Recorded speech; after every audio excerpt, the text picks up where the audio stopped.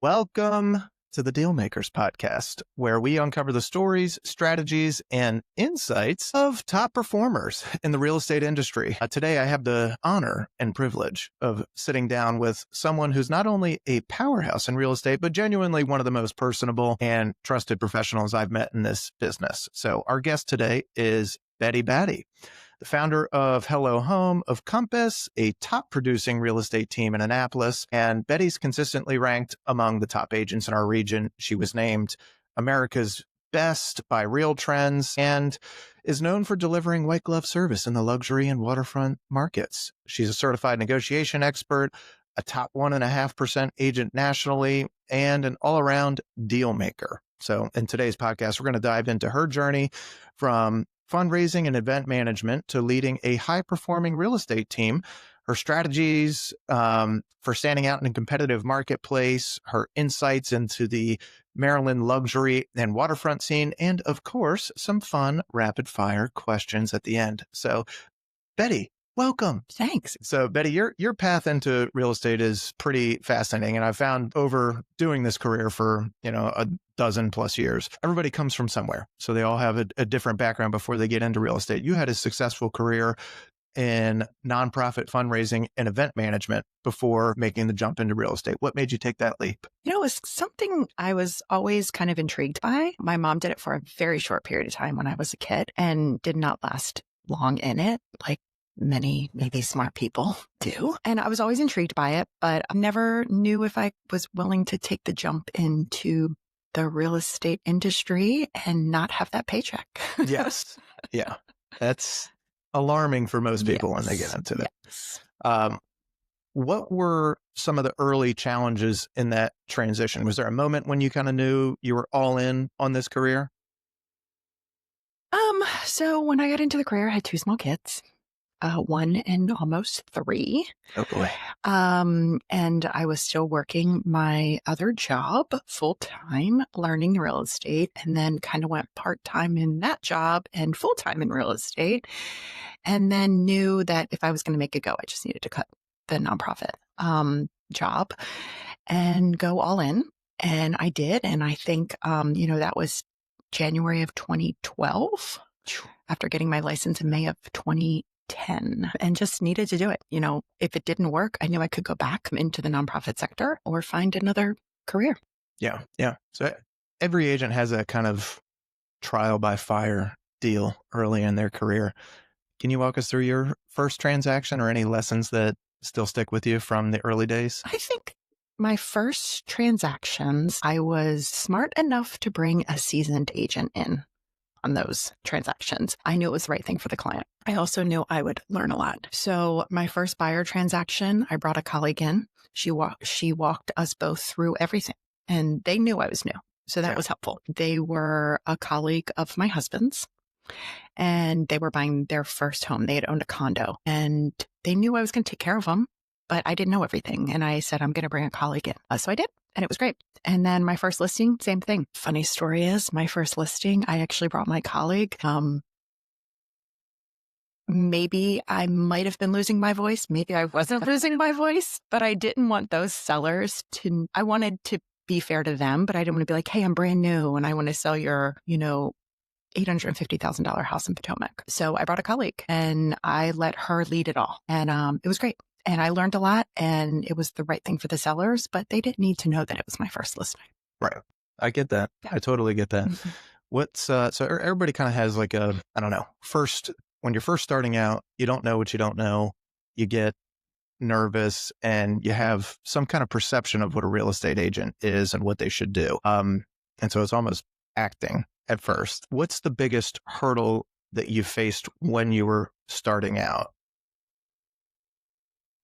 The biggest hurdle I faced when I was starting out, I wanted to know it all. And I probably, just, not saying no, or saying, I was really good about, hey, I'm not sure about that. Let me check. Let me make sure I get the right answer. One thing somebody taught me really early on was take a deep breath for 20, 30 minutes. It'll either come to you or something will change, or reach out to someone. Don't be reactive. And I think a couple times I was reactive and I was like, oh my God, that changed. Maybe the client didn't even need to know that was an issue, because 20 minutes later, it wasn't an issue because we solved it. Yeah. Yeah. So you fast forward to today. You've built Hello Home of Compass. What was the vision behind that? So the vision behind Hello Home was I wanted people around me that I was collaborating with daily. When Compass opened in Annapolis, it was very small.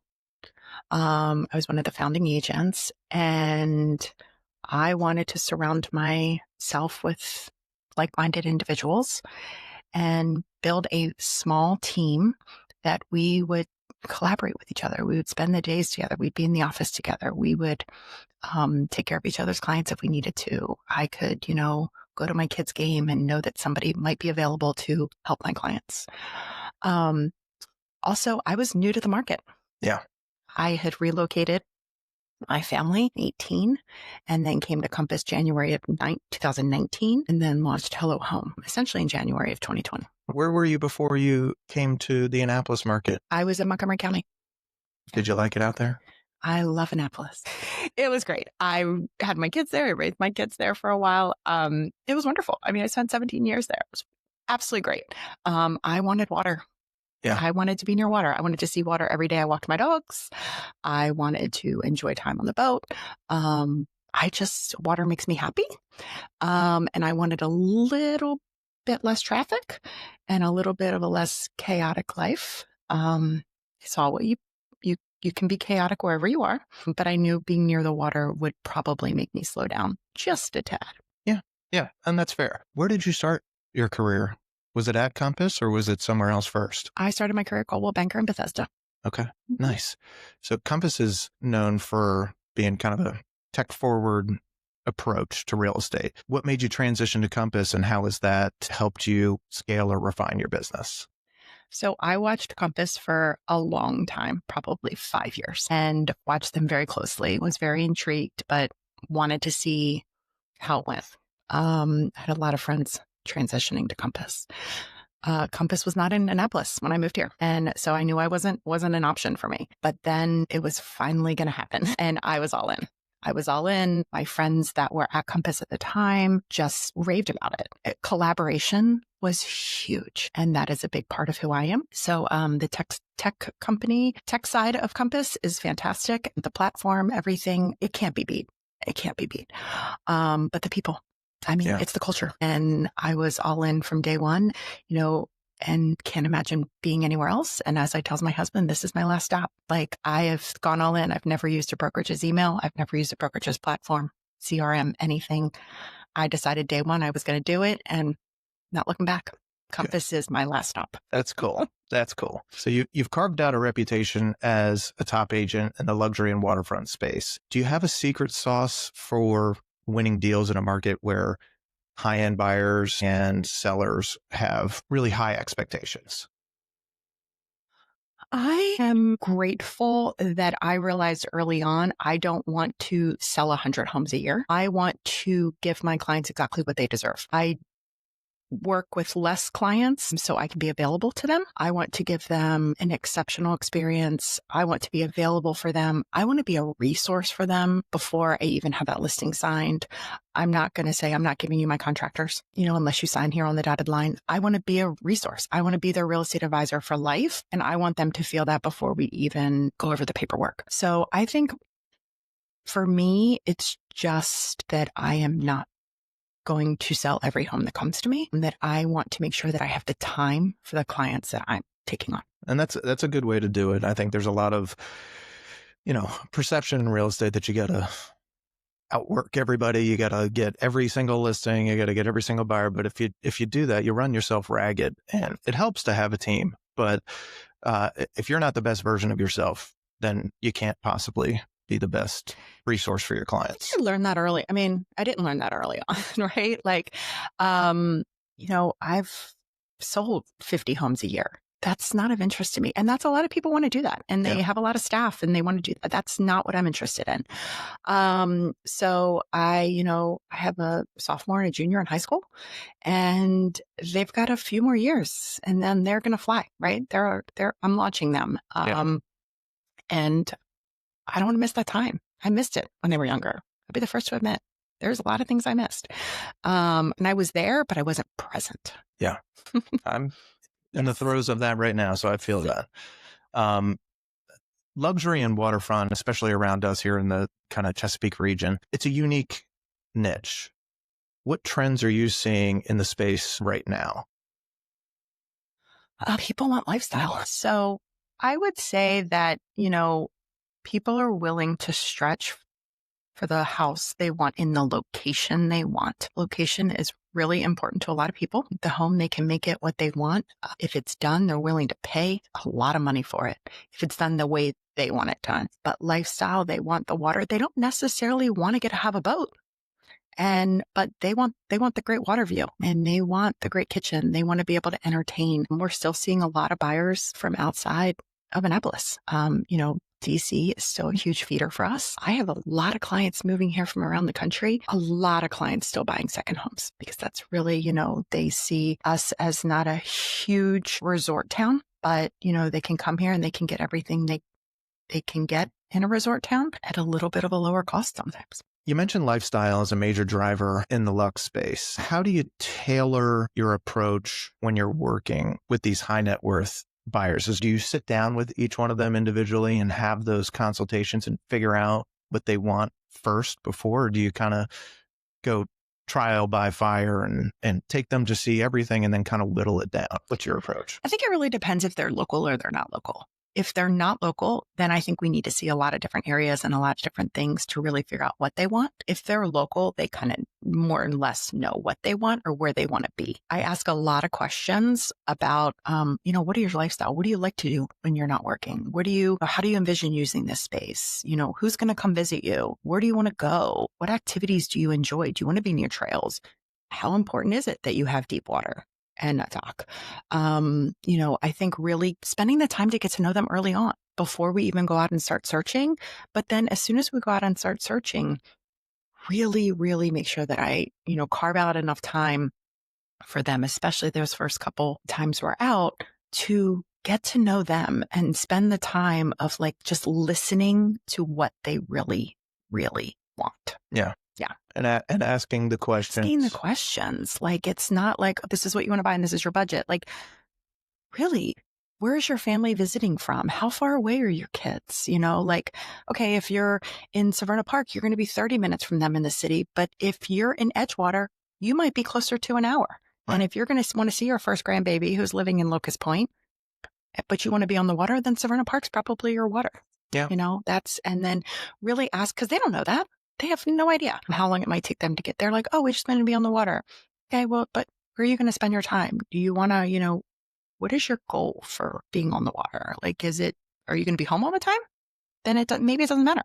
But if you're going to be commuting, you're going to be visiting family, do you need to be closer to the airports? How often are you traveling to the airports? Is it this side of the Bay Bridge or is it the other side of the Bay Bridge? And it was shut down the other day for 2 hours for wind. No, I know. And then you have sometimes I run into this a lot, and I don't know if you do as well, but you have conflicting, not necessarily motives, but wants and needs from, a husband and wife or the people that are buying the house. How do you combat that, or how do you tackle that? I think the more properties we see, they tend to realize then what they kind of want. And sometimes I'm sleep on it.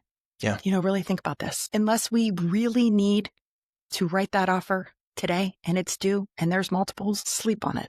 And then tomorrow morning, you both are going to, either be on the same page or you're not. And if you're not, that's okay. There's going to be one where you're going to be on the same page. Hopefully, maybe not, but I think it doesn't happen that often. I think hopefully when they're at the point where they're looking for that luxury, they're looking for that waterfront, they've kind of decided that what they want. But I have plenty of clients right now that are not on the same page. They haven't found the one. Yeah. They haven't found it. I mentioned buyers relocating from across the country. What do you think draws them to Maryland and specifically our area? And, how's your approach handling long distance transactions? Because that can be a little challenging. I think a lot of people come back for the Naval Academy. A lot of grads. And so for long distance, I do a lot of FaceTime tours. I really try to ask them, if you know when you're coming to town, let me know as soon as possible so I can block out my calendar for you. We do a lot of FaceTimes. If it's something I really think they need to see, beg them to come in to town. Or I say, is there somebody else here that can see it in person as well? Whether it's a friend, a kid, an adult child, somebody to really see it. And I do a lot of, it's those, not just the simple tours. It's, really taking somebody with me so they can see maybe the basement's not that tall. Right. Taking somebody with me so they can really understand what that height looks like.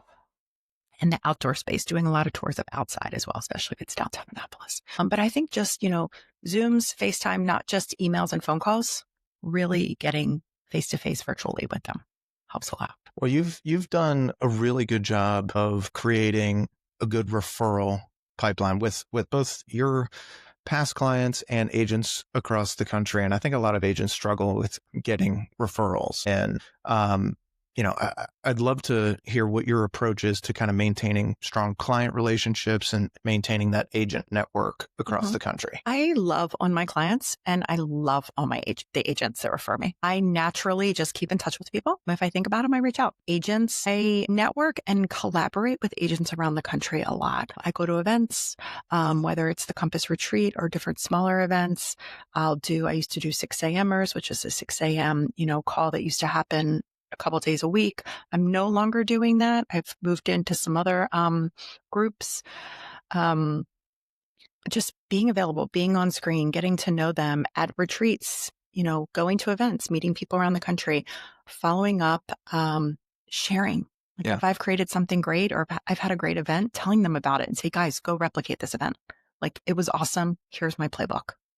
Go do it. That's really cool. And I just think collaboration within Compass is huge. And I've taken advantage of that because I enjoy collaborating with like-minded people. That's really cool because we're not necessarily in a business that is keen on sharing success stories. Yeah.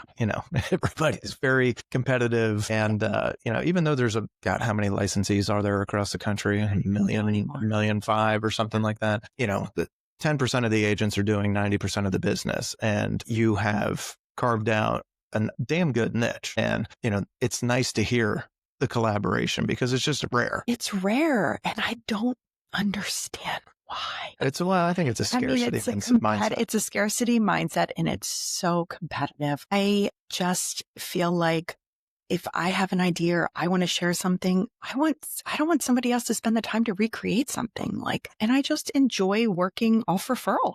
Yeah. I mean, if a colleague in DC or a colleague in Northern Virginia or California, Texas, here's something I'd rather help their friend that's moving here than a random stranger that calls me. I don't do the cold lead, that stuff. I don't go after them. I never have. I just work on referral. I find that it makes me happy. Well, it makes me happy. Plus you have that built-in kind of trust and relationship already because you're getting recommended by somebody else that they know and love and trust. So it's just like clients, right? Yeah. I mean, they're recommending you. You're a client for life. Once you're my client, I'm going to help you. I mean, I had, somebody call me the other day, just about, hey, we bought this home a year and a half ago with the builder and he's saying this and let me jump in and help you. Somebody that is tearing down a house we just built and rebuilding. And they're like, the lights don't seem right. I mean, call me. I'm happy to help you, whether it's a text, I can put you in contact with the right person, but anything home real estate related, I'm your girl.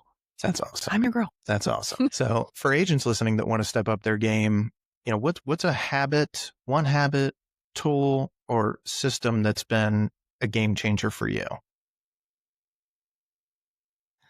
Be organized. Be organized and make sure you put things on write it down. Put it on your to-do list. You're going to forget it. And stay in touch with people. I think that so many agents sell a home and then they forget about the people and the clients and keep in touch with them. They want to hear from you. You want to hear from them.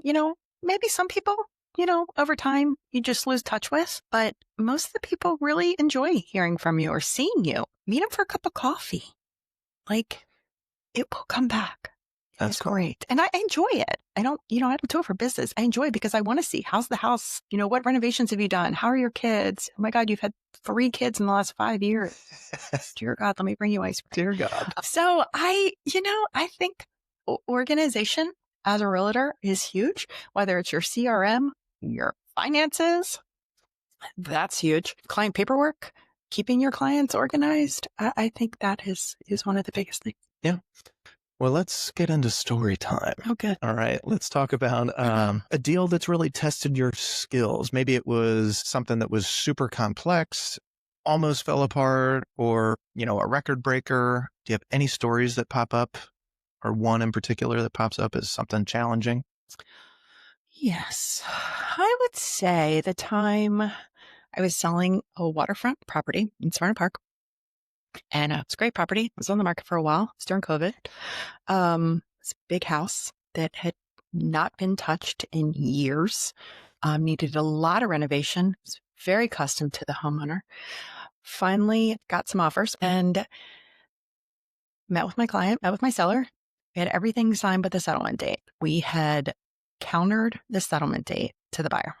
Everything was signed. The only thing that needed to be initialed was the settlement date. Hand delivered it to the buyer to sign. They were unrepresented. And they needed to initial the settlement date and let me know when it was ready. And I'd come back and pick it up. It was in the middle of COVID. Nobody had they didn't have a scanner. It was they lived in the same neighborhood. So it was easy. Dropped it off to their house. I went home, called the other agent to let him know that we were going with buyer A. We'll let you know if anything changes. 2.5 hours later, my phone rings. It's the seller. He had just spent 2 hours with buyer number 2. Oh, boy. In the backyard around the pool. Buyer number 2 did not like that they didn't get the house. Right. So buyer number 2 shows up at the property to meet with my seller. Buyer number 2 had a realtor. Realtor did not know. Buyer number 2 and my seller negotiated an entire contract. My seller calls me and asks me to go pick up the contract, the offer from buyer number 1, and that we were not moving forward with them. Oh, boy. Okay. So I went to buyer number 1 and I explained that I needed to retrieve the offer that I had dropped off, that they had not signed, had not delivered. Buyer number 1 was not very happy. Naturally. And then we went under contract with buyer number 2. I called the realtor and I said, can you please explain to me how this happened? And long story short, buyer number 2 didn't like what they got as an answer. So they went directly to the seller, paid significantly more than buyer number 1, and got the house. Wow. It was very challenging because for me, the right thing to do was buyer number 1.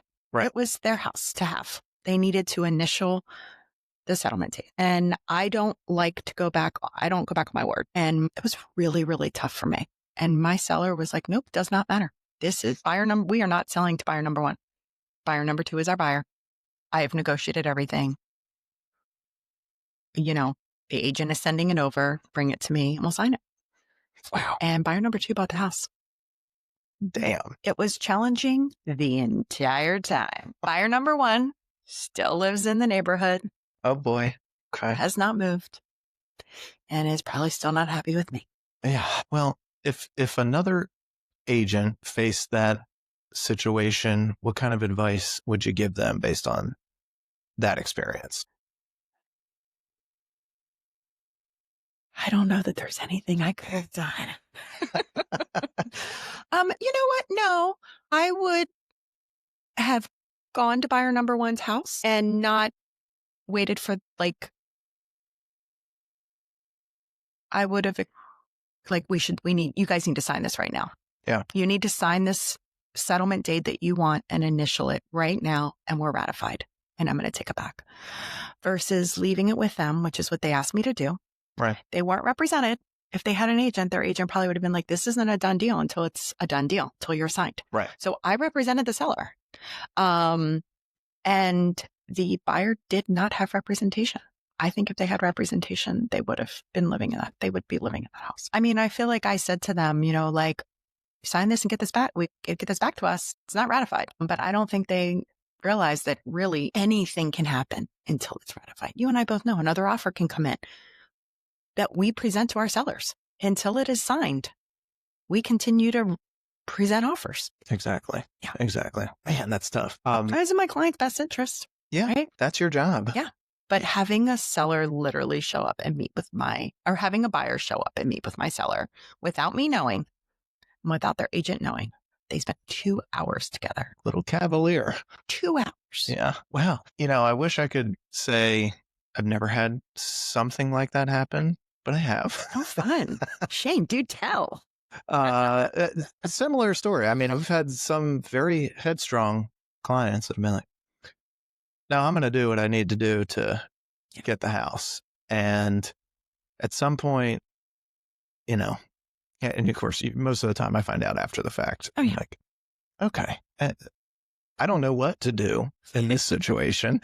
Ultimately we're a conduit. So if both of those parties can come to terms on stuff, great.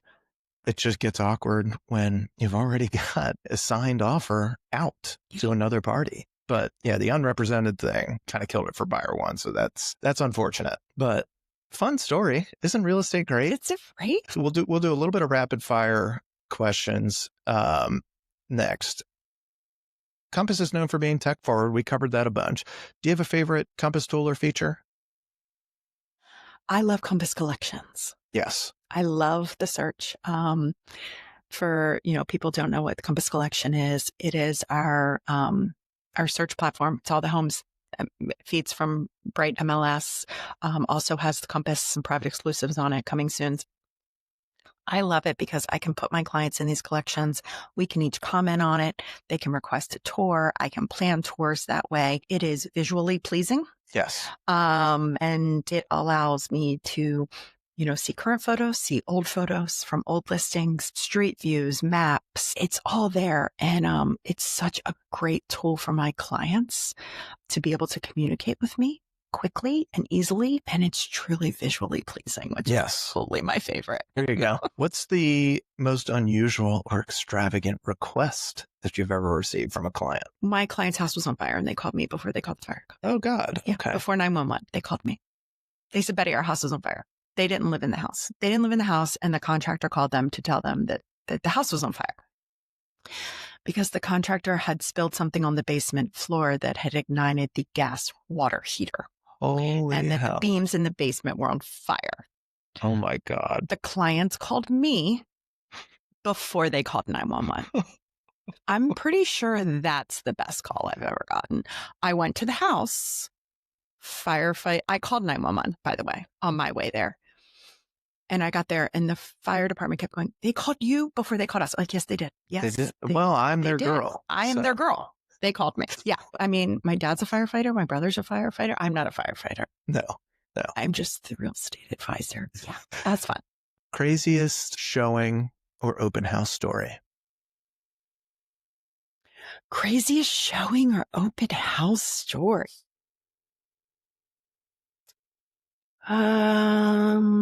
My goodness gracious. Open house, definitely have had people come through my open house that were either, whether it was a vacant home. Oh, no, I got a good one. Go on. Okay. This is a good one. So there was probably a year or two in Silver Spring where this woman would come around to the open houses. And if they were vacant, she would walk out. And if they weren't, she would linger. And we concluded it's because she was looking for prescriptions. Yeah.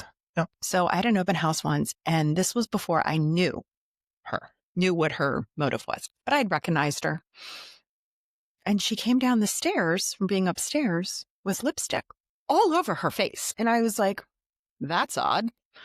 But I remembered it. I was like, oh. And she had signed it as Margot. And I was like, Margot, everything okay? Oh, it's fine. It's fine. And my client called me that night and she was like, Betty, I think somebody's been through my makeup. And I was like, yep, you're right. Mm-hmm. Pretty sure that's accurate. Throw it all away, Liz, and go buy all new makeup and let me know what it costs you. I am absolutely reimbursing you for that. I am pretty sure Margot was going through your makeup. I didn't know at that point it was prescription drugs. I just thought she was a little off. Yep. But then I found out within the next couple of weeks by talking to other realtors that this woman she did it regularly. And we got to the point where we spoke with police. And every time she came to an open house, we would just ask her to leave. And she was like, what do you mean? Why am I leaving? And she would sign in with a different name, by the way. Of course, each time. Yes. She was actually a nurse. She had been a nurse. No kidding. Wow. We did a lot of research. As realtors, we love to research. We knew where she lived, all this stuff. But yes, she literally took my client's makeup and she tried it on. Amazing. My God. One piece of tech other than your phone. Yes. That you can't live without in your business. Piece of tech. My laptop. Damn. You side pass. All right. Next question. What's the best piece of advice you've ever received? Take a deep breath, give it 20, 30 minutes and see what happens. Because your hair could be on fire. And, 10 minutes later, an attorney can call and be like, oh my God, we were reading the wrong contract. Yeah. That's not your issue. That's somebody else's. And if I had called my client and sent him, completely derailed something for no reason. If you weren't in real estate, what would you be doing? Financial literacy for young adults. Really? Yes. My, tell me more. There's so many things I'd love to do, but financial literacy, just don't feel like youth and young adults early teens understand budgeting, cash management, putting away for retirement, paying off debt. Yeah. They don't understand it. Sometimes they learn about some of it young and they don't get it. And they don't know what's out there. Financial literacy. It's huge. And not just young adults. Well, we got plenty of old adults. I mean, it's and older folks. I mean, truly, people in there, they're close to retirement or they are retired and and it can be that they think they can't spend money. And I read a book once, Die with Nothing. Yes. Die with Zero. Die with Zero. And you know what? Enjoy your money. My wife is listening to this podcast. She'll have a fucking heart attack. She loves that book. My husband might too. So Die with Zero. Enjoy your money. Save early on, but enjoy your money. Take the trip. Buy the house. If it makes sense financially, you're not taking the money with you. You're not. You're not taking the money with you. Do your best to make sure you have the money. Spend what you have, but you're not taking it with you.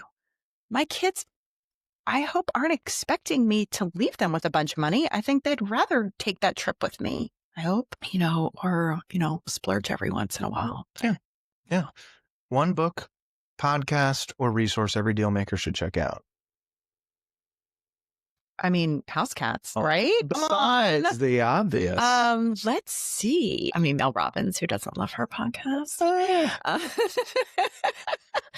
Oh my gosh, I love podcasts. Yeah. So I listen to a lot of them. I don't know where I would start with that. Books.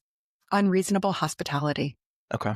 Great book. Anybody in the service industry should read it. It is a great book. Or listen to it. Okay. Audible. Love it. It's awesome. Love it. Batty, a few things stood out to me. First your mindset around real estate and making it a lifestyle business and not just a transactional one. Love that.